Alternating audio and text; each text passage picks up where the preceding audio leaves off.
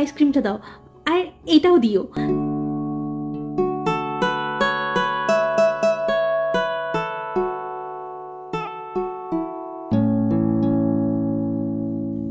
দুটোই খুব ভালো আইসক্রিম নিয়েছে, আর এই আইসক্রিমগুলো না আমি খাবো, বোনকে একটাও দিব না।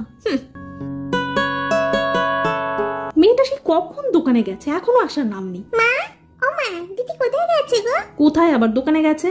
ও আচ্ছা, তাই না, দিদি নিশ্চয়ই কিছু আনতে গেছে। এই তোর আসার সময় হলো, কখন গেছিস দোকানে বলতো, এত দেরি হলো কেন? আরে মা, দোকানে খুব ভিড় ছিল, তাই তো দেরি হলো। আচ্ছা, কি আনতে গেছিলি? আরে মা দেখো না, আমার মুখে কত পিম্পলস হয়েছে, স্কিনটা কত বাজে হয়ে গেছে, তাই তো আমি দোকান থেকে এই ফেস ওয়াশটা আনতে গেছিলাম। এটা আবার কি ফেস ওয়াশ?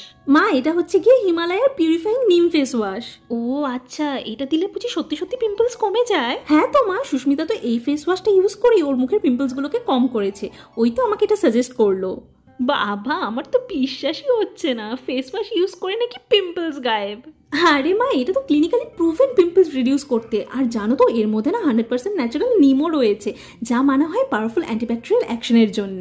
আর এই ফেস ওয়াশটা 99.9% পিম্পল কজিং ব্যাকটেরিয়াকেও মেরে ফেলে।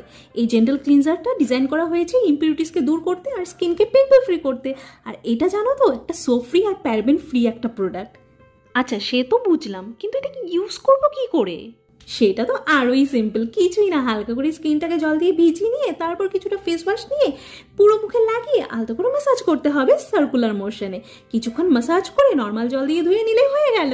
দেখলে তো কতটা ইজি এটাকে ইউজ করা। হ্যাঁ সত্যি, এটার প্রথম ওয়াশ থেকেই তুমি তফাৎটা দেখতে পারবে। আচ্ছা ঠিক আছে মনা।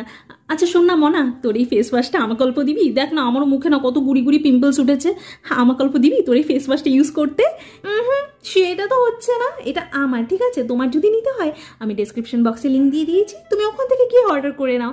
আর তুমি এটাকে অ্যামাজন, ফ্লিপকার্ট, নাইকার, হিমালয়ার নিজস্ব ওয়েবসাইটেও পেয়ে যাবে, তুমি চাইলে সেখান থেকেও নিতে পারো। আর তুমি যদি আজকেই অর্ডারটা করো তাহলে তুমি গ্রেট ডিসকাউন্টও পেয়ে যাবে। কি বলছিস কি? তাহলে তো আমি এক্ষুনি অর্ডারটা করছি। কিন্তু মনা, তুই তোর ওই হাতে কি লুকিয়ে রেখেছিস রে? কোথায় মা? কিছু না। দেখা বলছি। আরে বাবা কিছুই না, দুটো আইসক্রিম এনেছি। আইসক্রিম কোথায় দেখি? কটা আইসক্রিম এনেছিস? ওখান থেকে একটা বোনকে দে। কি না, আমি দুটোই আইসক্রিম এনেছি, আর এই দুটোই আমি খাবো, আমি কাউকে দিতে পারবো না।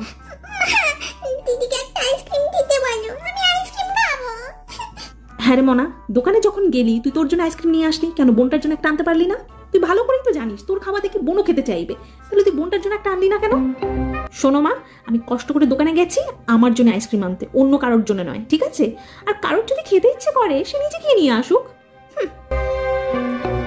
সত্যি রে মনা, তোর মনে এত হিংসে? আমি কিছু জানি না, আমার জন্য একটা আইসক্রিম এনে দাও, আমি কিছু জানি না, আমি আইসক্রিম খাবো। আচ্ছা শোনো, আমার কাঁদে না, আমি এক্ষুনি এনে দিচ্ছি তোমার জন্য, ঠিক আছে? যাও তুমি গিয়ে বসো, আমি এনে দিচ্ছি।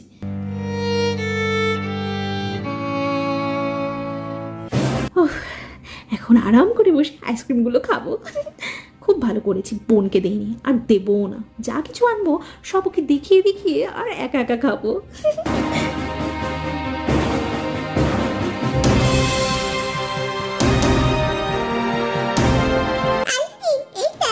আমাকে আইসক্রিম এনে দিয়েছে, তুই দিসনি তো কি হয়েছে, মা তো এনে দিয়েছে, এবার আমি আইসক্রিম খাবো। হ্যাঁ হ্যাঁ, যা খা খা, তোর কাছে তো শুধু একটা আইসক্রিমই আছে, আমার কাছে দেখ দুটো আইসক্রিম।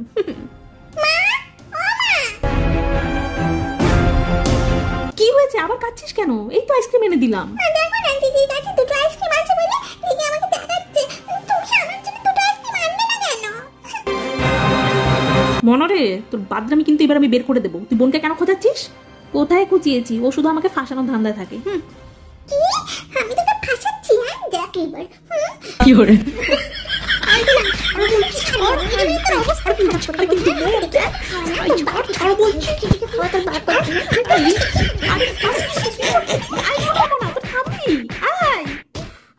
এবার আমি কি করবো? এখন আবার কি আসলো? এই তোর ঠিক করে বস বলছি।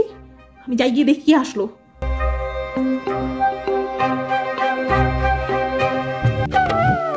আরে দিদি তুই আয় ভেতরে আয়। না বলে কয়ে চলে আসলি কেন? বলে আসতে পারতিস না? তাতে কি হয়েছে? বোনের বাড়িতে বলে কয়ে আসতে হবে নাকি? সোনার মনা, তোরা কি করছিস? এই নে ধর, তোদের জন্য কিছু খাবার জিনিস নিয়ে এসেছি, নে ধর।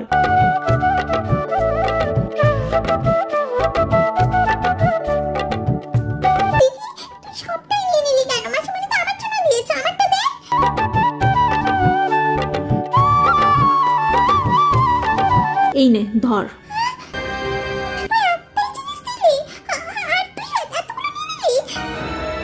এই শোন, তোর জন্য না ওটাই ঠিক আছে, আর খেতে হবে না, বুঝলি তো?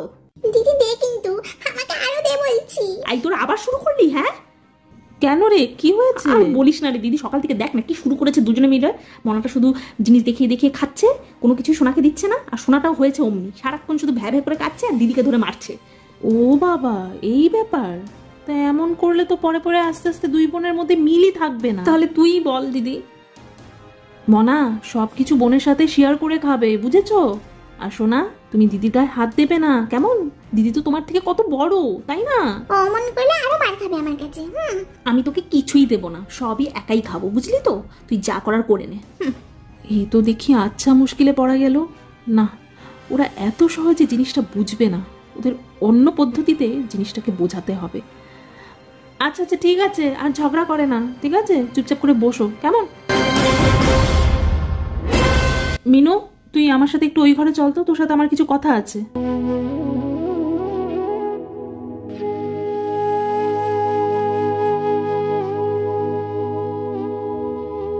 শোন মিনু, এই ছোট ছোট জিনিসই কিন্তু একটা সময় পর গিয়ে বড় সমস্যা হয়ে দাঁড়ায়। তুই কিন্তু এখন থেকেই দুই মেয়েকে সামলা, নয়তো বড় হয়েও কিন্তু ওদের মধ্যে হিংসে ভাবটা কিন্তু থেকে যাবে।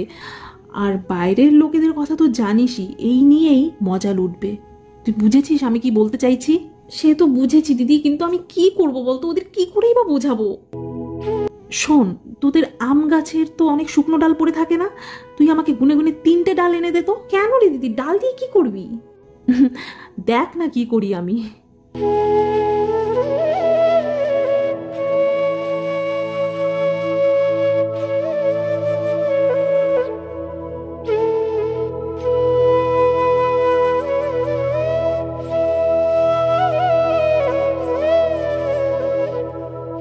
দিদির মাথায় যে আবার কি চাপলো কে জানি, শুকনো ডাল দিয়ে কি এমন করবে?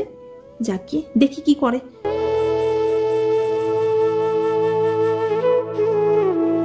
এই নে দিদি ধর, তোর 3টে শুকনো ডাল নিয়ে এসছি না। ও আচ্ছা, এনেছিস? এবার আমার সাথে ওই ঘরে চল।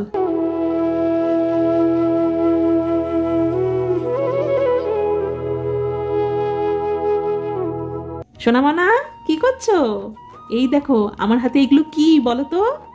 আমি জানি মাসিমণি, আম গাছের ডাল। খুব ভালো সোনা। তো আজকে এই আম গাছের ডাল দিয়েই আমি তোমাদের একটা জিনিস দেখাবো।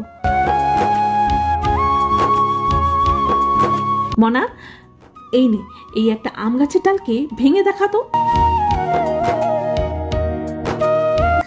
হ্যাঁ, একটা ডাল, এ তো খুবই সহজে ভেঙে যাবে।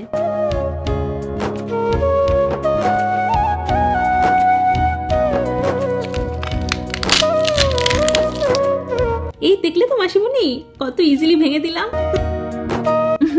খুব ভালো। এবার এই নে, এই দুটো ডালকে একসাথে ভেঙে দেখাতো।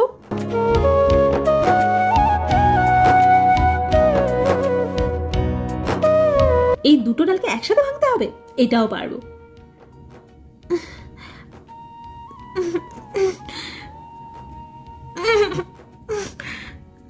মাসিমণি, দুটো ডালকে তো একসাথে ভাঙতেই পারছি না, খুবই শক্ত। একটা ভাঙা খুবই ইজি ছিল, কিন্তু দুটো একসাথে ভাঙা একদমই ইম্পসিবল। এটাই তো স্বাভাবিক, একটা জিনিসকে খুব সহজেই ভেঙে দেওয়া যায়, কিন্তু দুটো জিনিসকে একসাথে ভাঙাটা খুবই কঠিন। তাহলে এর থেকে কি বুঝলে সোনার মনা? কি বুঝবো মাসিমণি? এর থেকে আমরা এটাই বুঝলাম, আমাদের সব সময় একজোট হয়ে থাকতে হয়, মিলেমিশে থাকতে হয়, তাহলে অন্য কারোর সাহসই নেই আমাদের ক্ষতি করার। বুঝেছো সোনার মনা? এখন থেকে তুমি আর দিদি মিলেমিশে থাকবে, কেমন? দিদি কোনো জিনিস আনলে তোমায় দিয়ে খাবে, আবার তুমি কোনো জিনিস আনলে দিদিকে দিয়ে খাবে, দুজনেই সবসময় একসাথে হয়ে থাকবে এই লাঠি দুটোর মতন। তাহলে তোমাদেরও কেউ কোনোদিন ভাঙতে পারবে না, বুঝেছো? হ্যাঁ মাসিমণি, তুমি আমার চোখ খুলে দিয়েছো। আমি এখন থেকে সবকিছু বোনকে দিয়ে খাবো। আর আমিও আমি আর দিদিকে আর কোনোদিন মারবো না, দিদির সাথে একসাথে আনন্দ করে থাকবো। এই তো আমার লক্ষ্মী মারা। সত্যি রে দিদি, তুই আজকে আমাদের সকলকে একটা বড় জ্ঞান দিলি, জানিস তো। থাক থাক, হয়েছে হয়েছে, তোর আবার অত সেন্টিমেন্টাল হতে হবে না। আপাতত চল তো, আমায় কিছু খেতে দে, আমার খুব খিদে পেয়েছে, চল। তুইও যা বলিস না দিদি, তুই এসছিস এমন একটা টাইমে, কি খেতে দেবো বলতো? ওই আমারই একটু ভাত আর তরকারি রাখা আছে, চল ওটাই দুজনে মিলে ভাগ করে খাই, চল। এইটাই ভালো হবে, চল। এইদিকে সোনার মনা মিলেমিশে এগুলো খাক, আর অন্যদিকে তুই আর আমি মিলেমিশে ভাত খাই, চল।